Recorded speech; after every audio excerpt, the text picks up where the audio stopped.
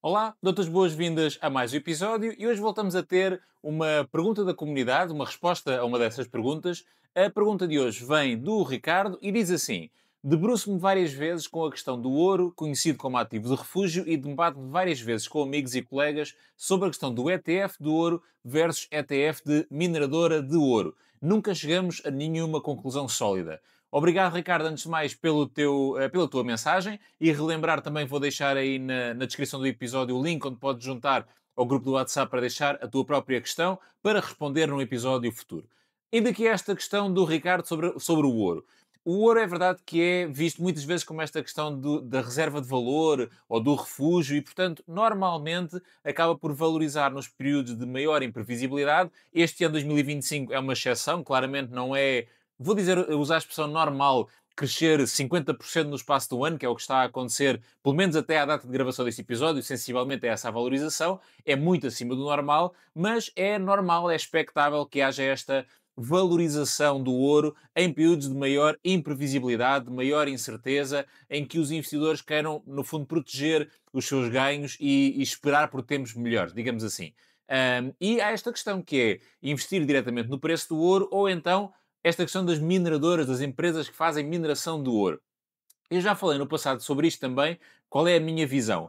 Eu acho que o ouro é um investimento que faz sentido de uma forma genérica, o histórico mostra isso, os dados mostram isso, obviamente, e de uma carteira equilibrada, diversificada, o ouro é um tipo de ativo que pode fazer bastante sentido, mas, por exemplo, para mim, enquanto investidor focado em fluxo de caixa, em cash flow, em dividendos, em juros, em dinheiro real a entrar na minha conta, investir no ouro tem um problema, que é o ouro por si não gera absolutamente nada. E então o que ia acontecer é que eu ia estar a, vou dizer, fugir à minha estratégia ao estar a colocar dinheiro num ETC do ouro, por exemplo, ou seja, está sujeito ao preço do ouro, porque ele dali não ia gerar absolutamente nada e o meu ganho seria apenas na venda desse ETC ou desse produto. E, portanto, investir no preço do ouro iria contra a minha estratégia como investidor.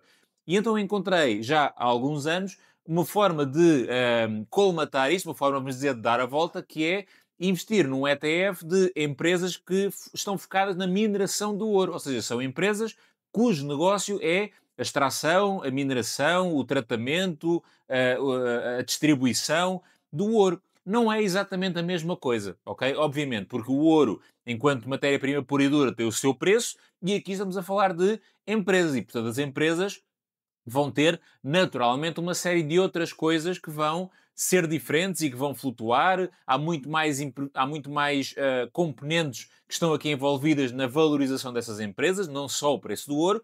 Mas, e na altura fui ver esta questão para perceber se isto era uma opção viável ou não, e atenção, estamos a falar de empresas que depois pagam dividendos e, portanto, eu pensei, isto pode ser uma forma interessante de conseguir equilibrar a exposição ao ouro que eu quero ter, mas continuando a ter algum tipo de dividendos pelo meio. E então, eu fui na altura fazer a conta da correlação e então coloquei num determinado período temporal, confesso que já não me recordo qual era, num determinado período temporal a evolução do preço do ouro e ao lado a evolução da cotação deste ETF de empresas de mineração de ouro. Calculei a correlação, calculei não, dei ao Excel ou ao Google Sheets, na verdade, para calcular a correlação e lembro-me que da altura deu qualquer coisa como 0,75, 0,80 por aí. Ou seja, nunca seria um, e já agora um pequeno à parte, a correlação é uma medida que, é uma estatística, desculpa, é um dado estatístico que mede como é que duas variáveis se comportam no mesmo período temporal e então vai de variar de menos um a um, com toda a infinidade de combinações possíveis.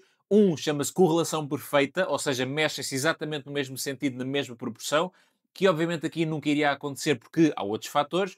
Menos um é o exato oposto, ou seja, mexem-se na mesma proporção, mas em sentidos completamente opostos, o que quer dizer que eu ter encontrado esta correlação de 0,75, 0,8 sensivelmente, significa que há uma correlação positiva, ou seja, o preço do ouro, a cotação do ouro e a cotação deste ETF de empresas de mineração de ouro mexem-se no mesmo sentido, no mesmo período temporal e numa maneira relativamente ou bastante próxima. Lembra-te que um é correlação perfeita, que não iria acontecer. 0,8 quer dizer que se mexem no mesmo sentido, ou seja, valoriza os dois ou desvaloriza os dois, numa correlação bastante forte entre os dois. E foi a forma que eu encontrei de me expor ao mercado do ouro sem fugir ao meu objetivo de investimento, que é dividendos, que é fluxo de caixa. E lá está, foi a forma que eu encontrei. Agora, isto coloca sempre a mesma questão, que é, não é exatamente a mesma coisa. Eu tenho a perfeita noção que naquele ETF eu estou, na prática, a investir em empresas. E aquele ETF que eu tenho tem sensivelmente 30 empresas desta área. Ou seja, não é exatamente a mesma coisa, mas esta correlação forte, positiva, mostra-me que, para a minha estratégia, é uma alternativa viável. O que é melhor para ti? O que é melhor para o Ricardo?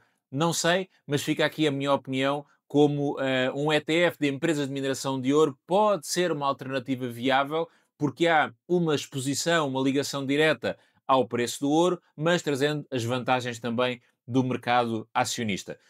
O facto, por exemplo, o ouro está a valorizar bastante este ano e eu estou a sentir essa valorização também no meu ETF. Não exatamente na mesma proporção, mas numa proporção que, honestamente, também me deixa muito agradado e mostra que a estratégia, pelo menos, fez sentido, foi ao encontro daquilo que eu estava à espera e está a bater certo. Espero que isto tenha feito sentido para ti, espero que tenhas gostado também deste tema. Mais uma vez, se tiveres alguma questão para colocar, está aí na descrição do episódio o link para o grupo do WhatsApp onde podes deixar a tua questão. Obrigado e até à próxima.